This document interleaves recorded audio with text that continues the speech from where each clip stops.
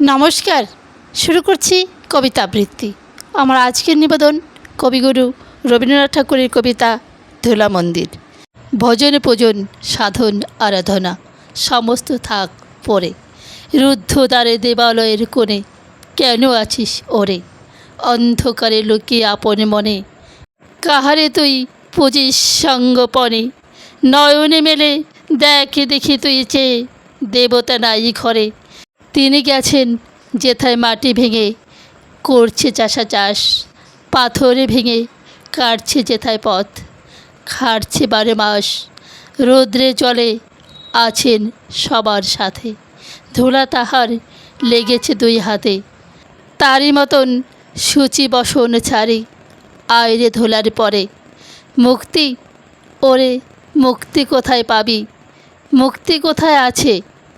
আপনি প্রভু সৃষ্টি বাঁধনে পড়ে বাধা সবার কাছে। রাখুরে ধ্যান থাকরে ফুলের ডাড়ি, ছিড়ুক বস্ত্র লাগুক ধুলাবালি, কর্মযোগে তার সাথে এক হয়ে ঘর্ম পড়ুক ঝরে।